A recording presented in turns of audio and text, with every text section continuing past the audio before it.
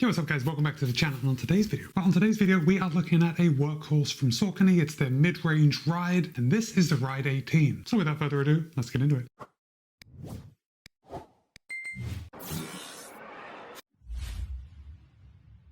Before we get started, I do just want to say that Saucony was good enough to send me this pair of the Ride 18 for the purpose of review. However, they haven't told me what to say. They don't have any editorial privileges, and all the thoughts and opinions are my own. With that said, you're going to be able to pick up a pair of the Saucony Ride 18 for $140. And of course, I'll place a link in the show notes below in case you want to pick up a pair for yourself. So let's get started with that price, because at $140, Saucony Ride 18 is fairly inexpensive, at least relative to a lot of more expensive shoes. It's definitely in that mid-range category, and it is a neutral daily trainer. So by stating the obvious, I am letting you know that there's a lot of competition out there for the Ride 18. But first, the Ride 18 has 35 in the heel, 27 in the forefoot for an 8mm drop. Saucony claims that in a US men's size 9, the Ride 18 will tip the scale at 9.1 ounces or 259 grams, and the Ride 18 does weigh 0.2 of an ounce less than the Ride 17. So we're heading in the right direction. Now, of course, I don't wear a US men's size 9, I wear a US men's size 13, and in my size, the Ride 18 tips the scale at 11.6 ounces or 329 grams. So that's actually not too bad. But again, the competition is very difficult in this $140 price bracket. So if you are considering the Ride 17, you're probably also considering the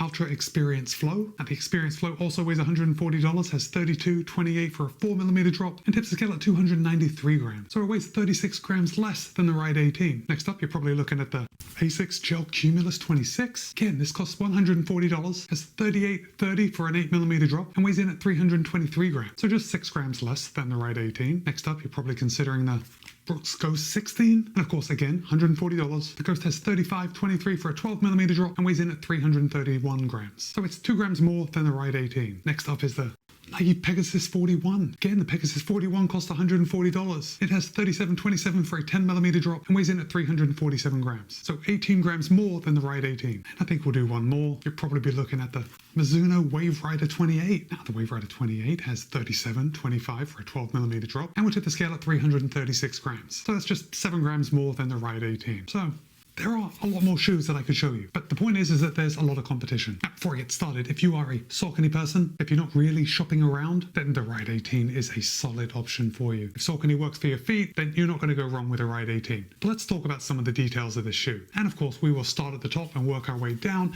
And let me just hold up that heel collar. We have a good amount of padding around the heel collar. I do like how the padding is biased towards the top of the heel collar, which gives a lovely step-in feel. When that ankle goes in, you just feel like it's placed and it's not going anywhere. The heel counter on the Ride 18 is nice and solid, actually like all the competition. In the daily trainer, we're going to have a solid heel counter because we're trying to get that good heel lock. Saucony is using a lightweight engineered mesh upper. I'm particularly liking this mesh on the toe box with these laser drilled holes. It really is very breathable and nice. The Ride 18 does have a removable sock liner in case you wanted to take that out and switch it out for something else, something custom. Of course, it's absolutely not necessary. Now, if you do suffer from a little heel slip in the Ride 18, we do have this extra hole, so you can do the lace lock method. And as far as overlays, they're very minimal. We got the Saucony branding here on the lateral side, Saucony written out on the medial side, and then we just have this jacquard mesh with the different patterns giving a little structure to that upper. Now, what I love to see on the Ride 18 is that the tongue is actually exactly what we would think. It's not too thick. It's actually pretty nice for a daily trainer. And by nice, I mean not too thick, but not too thin. But the tongue is gusseted, which I like to see because it seems like, especially in this price range, companies are doing away with a gusseted tongue. We also have a lace loop or a double lace loop here on the front. So that tongue isn't going anywhere. Once you put your foot in, you lock it down, good to go. Now let me just draw your attention to the laces.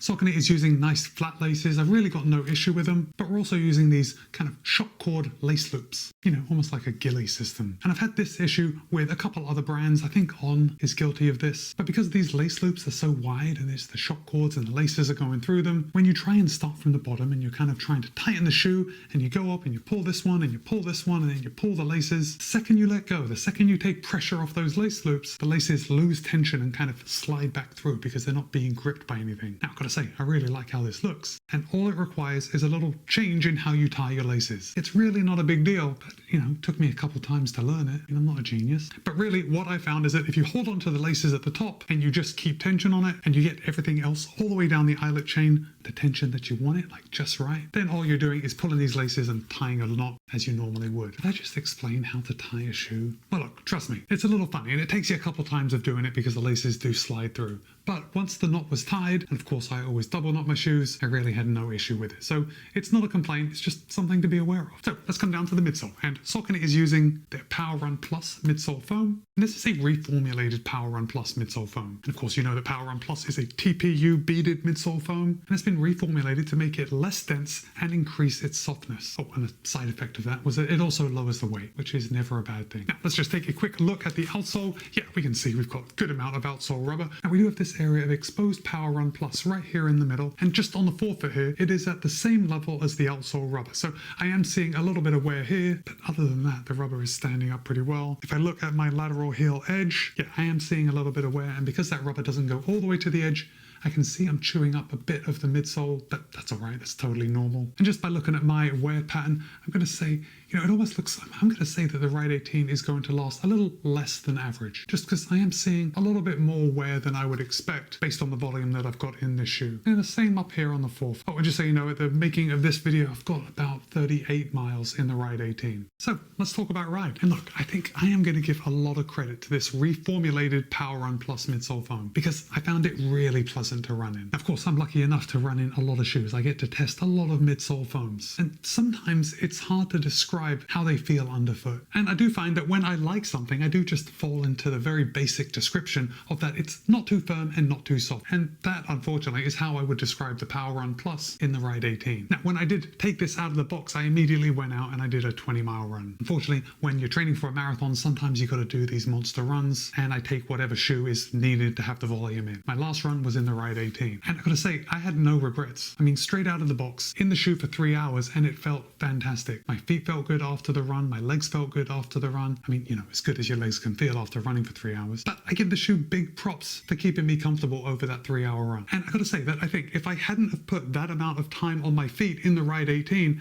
I don't think I'd really appreciate how good it is. Now, I do have to say, this is not an exciting shoe, but I don't think anyone is buying the Ride 18 because they're looking for an exciting shoe, right? We know what this shoe is for. It's a daily trainer. You just want to put a lot of miles in it and you want to be comfortable doing it. Can it pick up the pace? Yes, of course. I did do some strides in it, but gotta be honest, I only did that because I wanted to tell you that I had done it. I would never take the Ride 18 out and do a interval workout or a tempo run. There are just better options out there. But you certainly could. If this was your only shoe, yeah, the Ride 18 is going to take care of business. I think the Saucony Ride 18 it's going to be pretty ideal for someone that maybe is just getting started with running. They like the Saucony brand, they like how it looks, and maybe they want a shoe to use outside of running as well, like a fashion shoe and a running shoe. I think the Saucony Ride 18 could easily do double duty. But again, I also think all those competitors that I showed you earlier could also do the same. So guys, you've got some decisions to make. One thing's for sure, I really don't have any complaints about the Ride 18. Because I said, it's not exciting, but it does its job and it does it well. So now I want to hear from you. Have you run in any of the rides, either the 18 or before this? Drop a comment and let me know. But for now, it's Matt B. This has been my review of the Saucony Ride 18. Be kind, be happy, run well. See you in a couple of days.